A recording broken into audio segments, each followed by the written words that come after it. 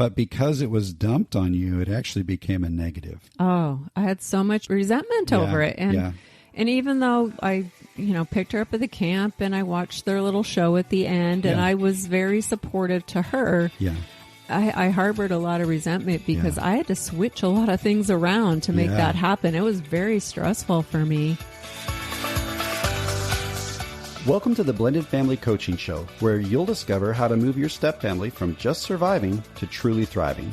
Grab your headphones and listen in as we share practical, real-life strategies for building healthy bonds. Understanding the kids' perspective, romance and partnership, parenting with great teamwork, and yes, even co-parenting with a difficult ex. We're Mike and Kim Anderson, and we believe with the right tools, every step couple can overcome the common challenges of step family life. Join us for authentic and sometimes comical conversations to discover how you can lead your family with confidence and create the future you really want. Well, hey, everybody, welcome. We are very excited to have you here today. Yep.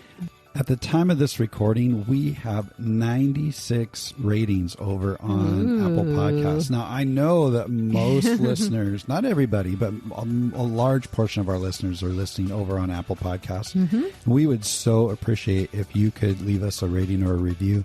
That will just continue to help us to move forward in the podcasting world, which is kind of the world we live in. Right? Which means more people can find us and get the help that they need. Yeah. So if we've brought value, would you give us a star rating? That'll only take you a second, literally, to press a star rating that you think is the best value.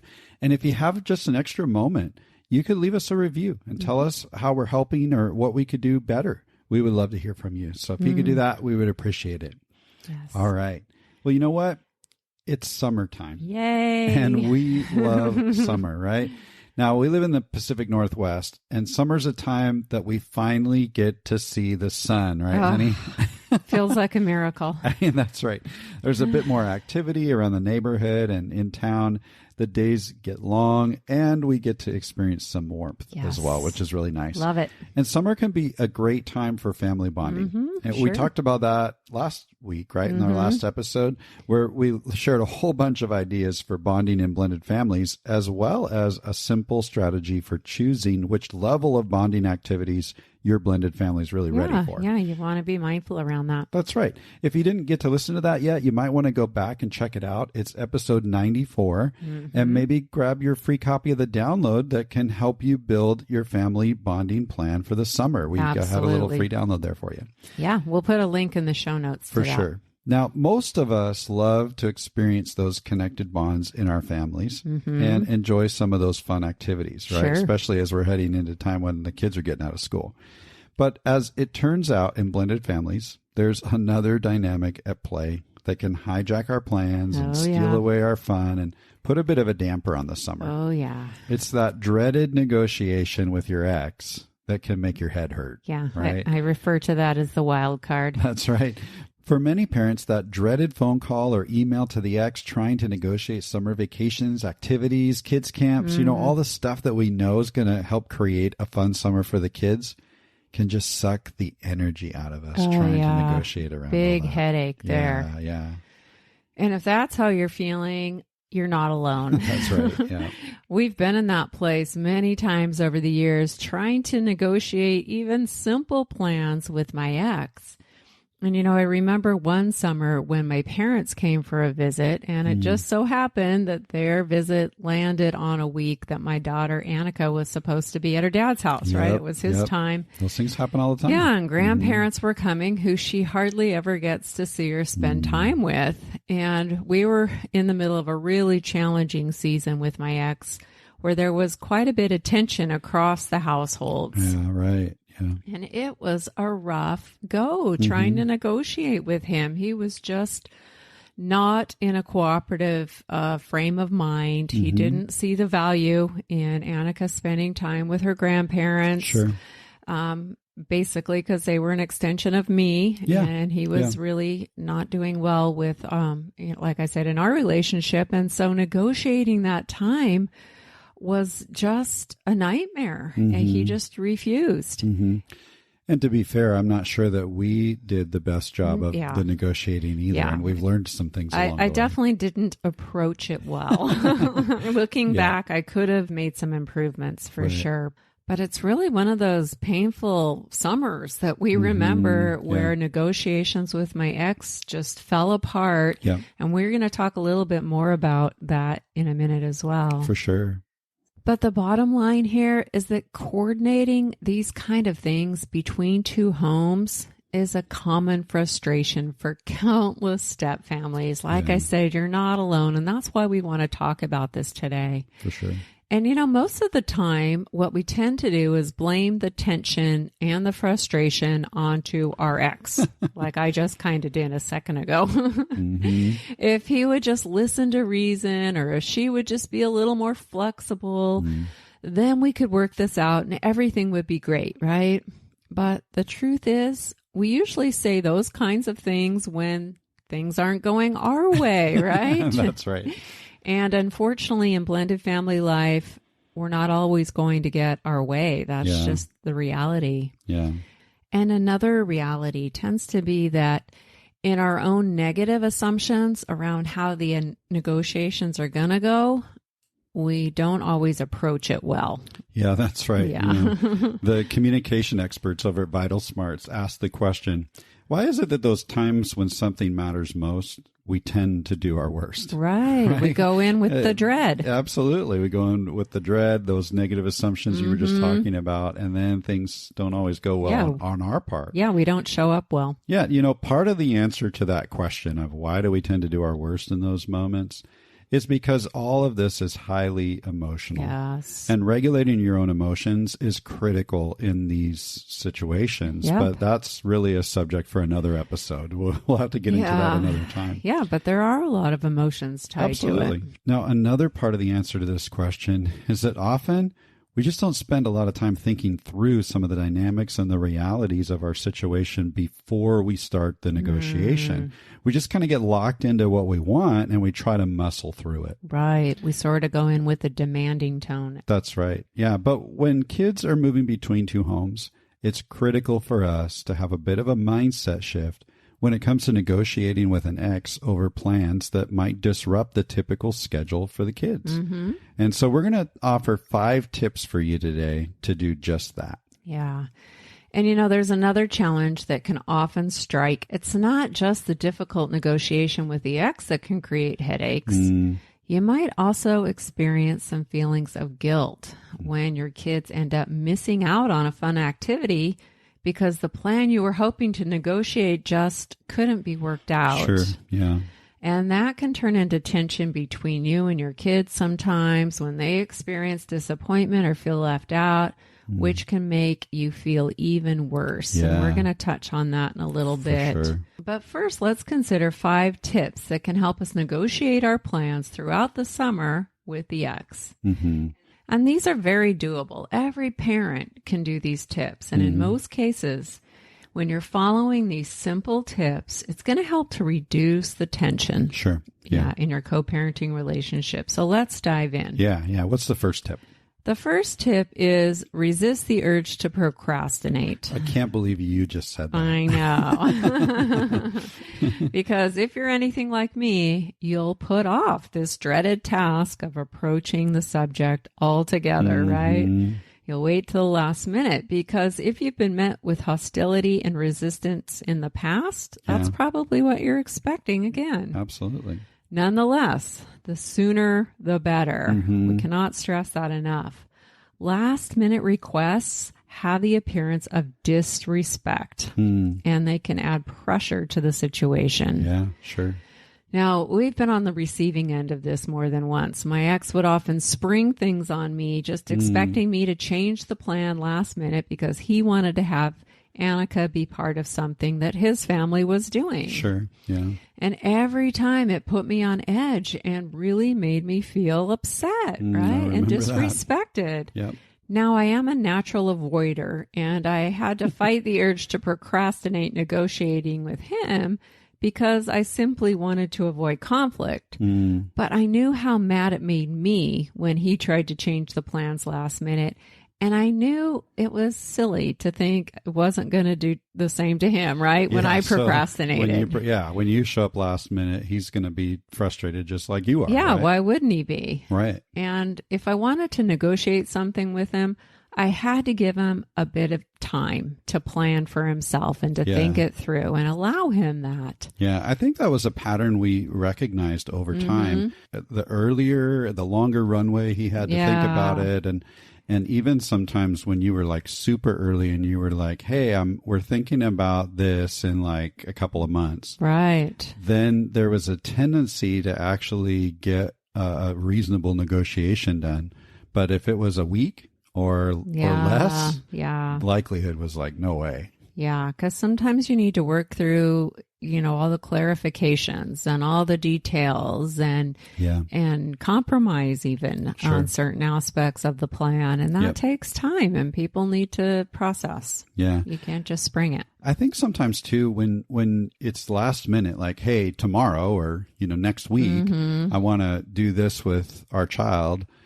It can feel like you're being told what to do rather than really cooperating and talking about, well, what can we do? Yeah. Remember that telling is repelling. Yeah, that's right. Asking is attracting. Yeah. So coming in with tip number 2. Yeah. It's a good lead into tip number 2. Yeah, absolutely. Tip number 2 is attitude is everything. Right. Yeah, we've got to consider how we want to be approached whenever it comes to a scheduling issue. Like you just said, you kind of pointed that out, that you knew when your ex would do that to you, you would get frustrated and you didn't want to turn that back around on him. We got to consider it's kind of the golden rule, right? Right. You don't want your ex to be coming at you with an entitled or demanding tone.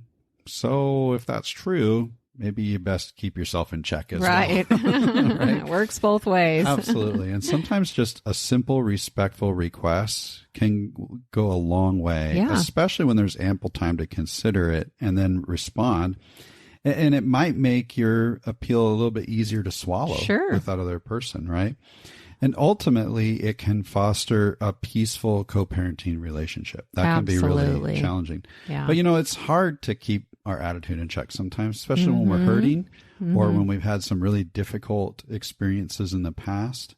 And actually back in episode 67, it's an episode titled The Best Co-Parenting Strategy That You Already Know.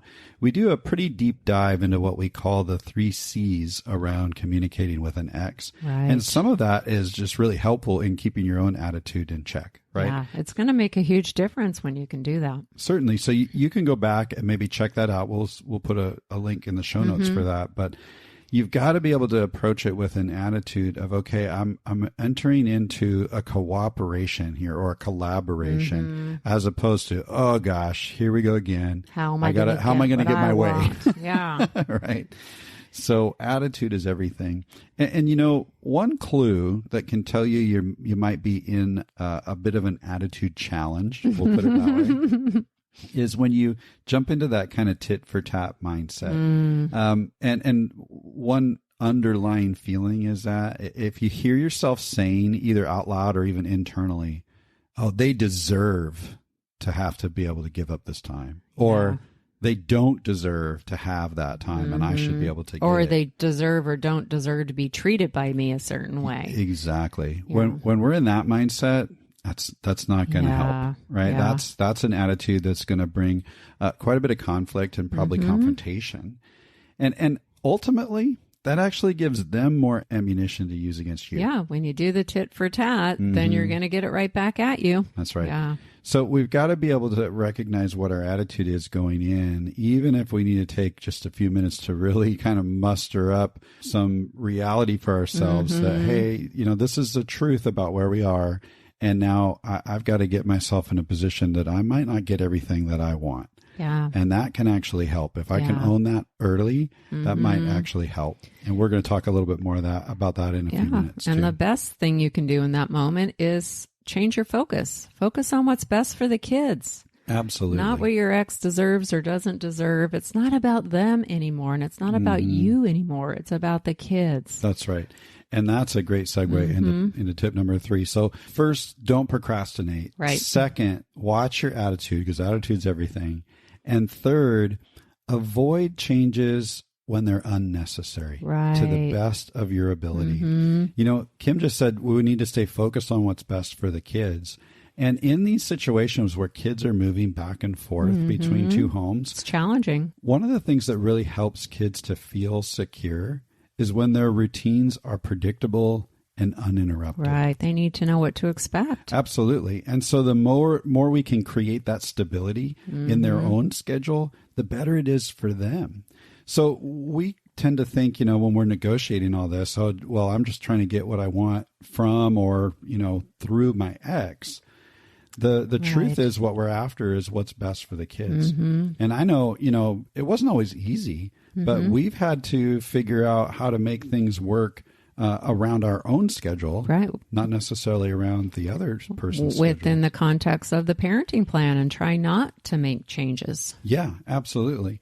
And so, you know, for the kids' sake, you got to do your best to schedule your vacation or your plans or whatever in the way that makes the smallest impact to their typical routine. Right. You know, this one really isn't about appeasing or accommodating the ex at all. It's about providing stability for your kids so that they can have a predictable plan. Yeah.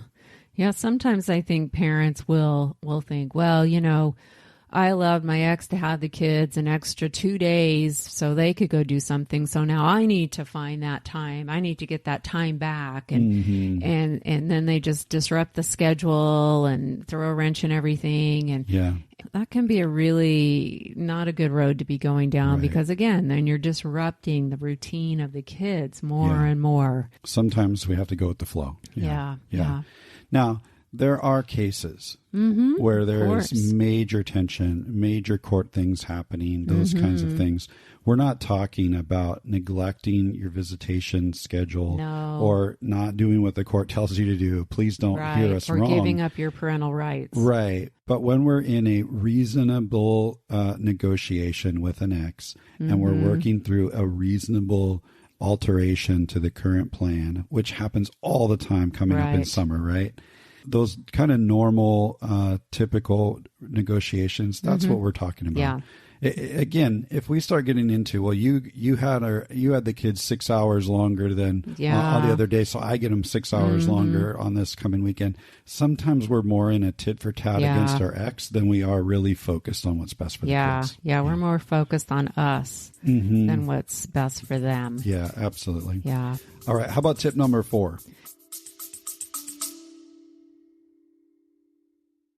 We're so excited to let you know about something brand new we've created just for you. We've realized that with so many episodes available here on the show, it might feel a bit overwhelming to find the topics that matter most to you. That's why we've created a simple tool for you to receive a personalized playlist focused on your current struggle or your biggest challenge. That's right. It's called the Blended Family Breakthrough Quiz. You'll answer just a few questions, and based on your responses, we'll email you a curated custom playlist of episodes that are specific to you. This simple quiz will direct you to the most impactful episodes that pertain to you personally and keep you on track in your journey of discovery, learning, and growth. So, scroll all the way to the bottom of the show notes for this episode and click the link to take the Blended Family Breakthrough Quiz today. Okay, let's get back to the discussion. Tip number 4 is always have agreement with an ex before sharing your plans with the kids. Good tip. This is so important because if you tell your kids, hey, we've got a camping trip or a trip to Disneyland planned, before you've actually worked out all the details with their other parent, this could easily backfire. For sure. So you want to avoid disappointing your kids if things don't work out. And you also want to minimize the conflict between you and your ex. Yeah. And this one scenario created a lot of conflict between my ex and I because he was prone to do this. I mean, that was the reality. He would schedule. I remember one time he scheduled Annika to go to a basketball camp during our time. Yeah. Yeah. It was like the whole week. Yeah. And guess what? I was the one that was going to have to take time off work to drive her up to Canada, across the border to the camp, and then pick her up later and fill out all the paperwork. And it just like got dumped on me. Yeah. And without my consent. Right. But Annika was all excited about this camp. She was psyched to go, and, you know, he had pumped her up about how great it was going to be. And so I had to go along with it. Yeah. And you know what's funny about that story is, like, Annika was really into basketball in that season in her life, and we wanted to support that. There was nothing wrong with that. But what could have been a simple phone call to say, hey, there's this camp coming up. It falls on your week. I think it would be really great for Annika. I haven't talked to her about it yet. What do you think? Yeah. I'll bet you, actually, if that had happened, totally you probably would have yes. said, yeah, I think we can make that work. But because it was dumped on you, it actually became a negative. Oh, I had so much resentment over it. And even though I, you know, picked her up at the camp and I watched their little show at the end and I was very supportive to her. Yeah. I harbored a lot of resentment because I had to switch a lot of things around to make that happen. It was very stressful for me. Yeah. And he sprung it on the last minute, and he told her about it before. Oh, he had her all signed up. He didn't do, he just dumped it on you. And that happened more than once. I'm just giving one example. Yeah, yeah. There was another time where, well, actually, there was quite a few times where that same scenario happened, but you actually had to put your foot down and say no. Right. I remember a concert that I can't even remember who the concert was. It was an old 80s band or something, someone that they listened to together. And he had seen, this group is coming to Seattle or something. Seattle, and he told her about it. And we're going to go, da-da-da-da. And it was on my weekend. Yeah, and we had something else planned. Yeah, we had plans already. Yeah. And he just called me up and said, hey, I'm getting tickets to this concert, and we need to make some changes. And I said, no, we can't do that. We already have plans. Right. And he got really huffy and upset. And then Annika was disappointed. Sure. And I was the bad guy. Yeah. Because I didn't let her go to the concert. Exactly. And if he had just given me some headway and asked permission first, maybe we could have switched her plans. I don't know. But it just really does not work well. So don't talk to your kids about plans before you work out the agreements with your ex. And here's the funny thing is, like, I bet a lot of people listening can kind of commiserate with us and be like, oh, yeah, our ex has done that too. And, you know, but how often do we have that experience when we feel like we're being mistreated by an ex and then take pause to go, now, wait a second. Am I doing that to them in any way, shape, or form? Yeah. And that's what we're actually challenging you to do in some of these tips is turn that back around and say, okay, regardless of how that other person, how that ex is reacting or responding or behaving, I'm going to be who I know is the right person to be. Right. And I'm not going to get into that tit for tat attitude that we just talked about and justify my reasons for being able to do the same thing to them. Yeah, because the last thing you want is for your ex to feel resentment towards you. Because a resentful ex is not going to behave well. That's a great statement. Say that again. A resentful ex is not going to behave well. That's right. And while you don't have the power to impact their resentments, you do have influence over it. You absolutely do. That's right. Yeah. You can't necessarily change their attitude or resentments, but certainly you can influence them moving forward. And I had some resentments towards my ex because of this. Totally. And it probably impacted how I related to him and not in a good way. That's right. I totally agree. All right. So that's the fourth tip. So first was we want to resist the urge to procrastinate. Right. Don't put it off. Yep. Second, remember, attitude is everything. Third, avoid unnecessary changes whenever it's possible. Right. And fourth, always have an agreement with the ex before sharing any thoughts about plans with the kids. Right. Now, what's the fifth tip? The fifth tip is to learn to graciously accept a no. Oh, that's the worst. Right. And you've got to be able to do this without evoking a dispute. Yes. Yikes. You're not always going to get your way. Step family life calls us to do hard things. Isn't that the truth? And this is a hard thing because there are times you just aren't going to get your way. It's not going to work out. And it is what it is. So rather than allowing hostility and resentment to ensue, you've got to just choose to let it go and move on. Yeah. You know, you also have the freedom to say no to scheduling changes when you need to. That's right. That's right. So your ex isn't always going to get everything they want either. That's right. Mm-hmm. Not that we want to do the tit for tat That's thing, right. but we're just saying that they have the right to say no to every bit as much as you do. But keep in mind that an ex will most likely be flexible only to the extent that you are. Yeah.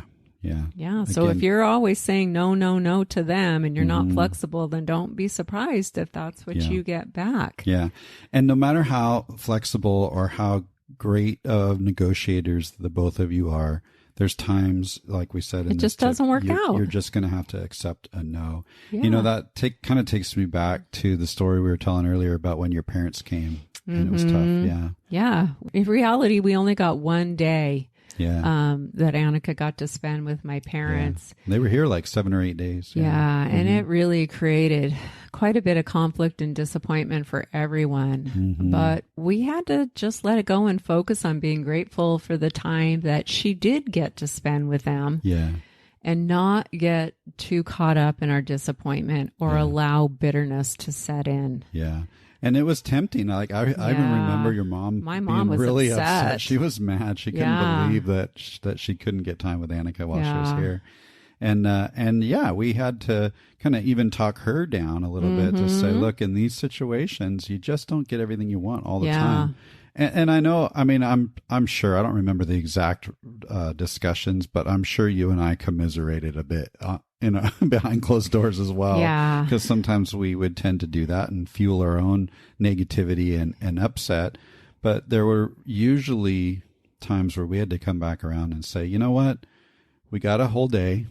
We had fun. We enjoyed that time. She got to spend some time with her grandma and grandpa.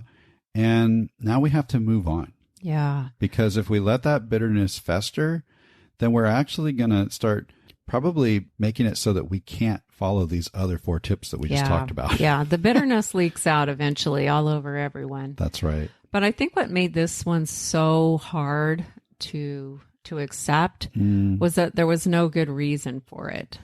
Like they didn't have any plans going on. She was going back to his house. He was going to be at work the whole time. There was no good reason for it. It felt like very vindictive from his end. Yeah. And it was because we were going through a very difficult season with him. Yeah. There were other dynamics at play. So we were on the receiving end of that tit for tat attitude. We were. Yeah. And so it was hard to swallow. And we had to work pretty hard to just get past it and stay focused on the positive and get my mom through it. And there was a lot of disappointment for Annika as well, because she knew there was no good reason why she couldn't stay and hang out with her grandparents. And I think at the crux of it, that was probably part of the challenge. And so we're not saying this lightly, this tip number 5. We understand that the emotional toll it takes and the challenge that it is to keep a reasonably positive attitude, even when we have to accept a no. And the truth is that along with that reality of accepting the no, that sometimes the kids are disappointed in that no. Yeah. You know, Annika was disappointed when you said no to going to that concert. Yeah. She was also disappointed when her dad said no to spending more than a day with us while your parents were here. Right. That makes a lot of this difficult because we're focused on what's best for the kids. We want to do what's best for the kids. And we talked earlier about, keeping stability and helping the routine and all of that kind of stuff. And then when we see them in disappointment, then it can really fuel the fire for the ex. But in that moment, that's a time, again, to focus on the child and not on our disappointment or frustration with the ex. Yeah. And so we said earlier, that actually is kind of a byproduct or a companion frustration with this whole negotiation helping thing. your kids. So before we wrap up our episode today, let's just talk a little bit about that, because sometimes despite your best efforts, there's going to be times where your kids end up missing out on something that you'd really like them to be a part of. Absolutely. And that's often going to come with maybe feeling, I don't know, anger or guilt. Is that true? You probably felt that sometimes. Definitely. Yeah. Yeah. Both of those things. And just sad. Heartbreak. It was Yeah. heartbreaking for me that she didn't get to engage in all the fun stuff we did with my parents Sure. for the rest of their trip. Yeah, exactly. It was really like it hurt. Yeah. It hurt me that she was hurting. Yeah. It is hurtful, and it's frustrating when we've tried to do everything we can to make sure that the kids can be present for the fun stuff that we're planning for the family. But the truth is, when kids are moving back and forth between two homes, it just doesn't always work out that way. So let's just touch on what we call the 5 A's of navigating heartache and disappointment with the kids. Okay? Right. This is really challenging because our desire sometimes is to get frustrated and sit in that frustration. But let's think about how we can approach this a little better and show up for our kids. Right. The first A is to just acknowledge your child's feelings and listen to them with some empathy, really to try and understand their perspective, but avoid going into fix-it mode or trying to explain it away. I love the way Brene Brown puts this whole idea of empathy. It's feeling with somebody. Right. And she talks about how, it's so common when someone is expressing disappointment around us, especially our kids, because we love them so much, to go into this at least mode, right? No, you can't go to the concert, Annika, but at least we're going to go have some fun, doing this other thing. Right. We're dismissing their disappointment. We're going into fix-it mode, and what we're actually trying to fix is their negative emotions so that we don't have to feel bad. Yeah. And so what we're after here is trying to acknowledge the disappointment that they have and then just allow them a little bit of space to express that. So if you ever hear yourself saying at least when a child is expressing disappointment, remember that you really just want to acknowledge that they have some negative feelings and try to affirm those feelings. Right. It's as simple as, I can understand why you're feeling disappointed about that. That's an acknowledging, affirming response to a child's disappointment. You don't have to fix it. You don't have to change anything, but help them know that you really heard them. Yeah, the at least response is very dismissive. Right. Yeah. You're basically saying, well, you don't need to feel that way because of this. Yeah, exactly. And you're trying to distract them from their feelings, which doesn't help. Yeah, sure. Okay, so we're going to acknowledge when they're having some disappointment or heartache. What else? Well, the next A is to assure your child that you're doing your best to include them whenever possible. Yeah. Let them know.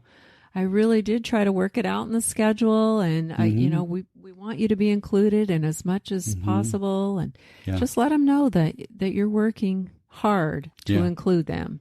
And when it does work out, when you are able to set plans and change your schedule and do what you need to do to make it fit within your visitation, let them know. Yeah. Hey, we're shuffling this around because we want to make sure you're a part of this. So really assuring them. That's right. Yeah. Another thing you want to do is abstain from placing blame on the other home or bad-mouthing them in front of the kids. Oh, yeah. Oh, if your dad would have only done this, then you could have been a part of it. Please don't say that. Yeah. Right? I mean, we go into that in plenty of other episodes, and so do all the other helpers in the step-family realm of not bad-mouthing the ex, but just abstain from that. Yeah, that was a hard one to do when my parents were visiting because sure. everyone knew why she had to go back to her dad's. But, I did not want to throw him under the bus like that because it was his decision. Right. Yeah. And then the other thing you want to do is accept that circumstances are difficult and sometimes disappointing. But keep yourself focused on moving forward. Again, that's not making sure you're not getting stuck in resentment and bitterness. Yeah. So like we said before, we're learning to accept a no without invoking a dispute. We're also helping the child learn to accept a no. You know what? Ultimately in life, they're going to have to experience disappointment. They're going to have to experience some no's. And if we can help them navigate the emotions of that, we're actually helping them prepare for real life as an adult. And so it's not that bad that we have to learn acceptance sometimes. Yeah. So we're acknowledging the difficult feelings in the child. We're assuring them that we're doing our best to include them as much as possible. We're abstaining from placing the blame on the other home. Right. We're helping them accept that the circumstances are difficult and sometimes disappointing. And finally, we're going to avoid getting stuck in negativity. Now, part of this is about us. We need to be able to process our feelings with another trusted adult, not with the child. Right. And the other part of this is looping back to that first one of acknowledging and affirming. It's helping them to move forward out of that negative space. Right. So again, we're not necessarily fixing it or avoiding the negative feelings, but at some point we have to move forward and not be stuck in that negative attitude. So acknowledge, assure, abstain, accept, and avoid. Right. These are ways we can approach this when the kids are feeling that disappointment. Yeah.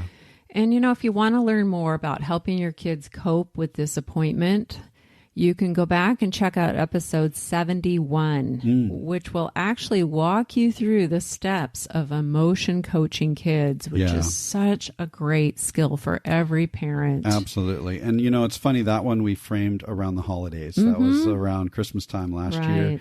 And so don't let the title of that fool you when it talks about holiday disappointment.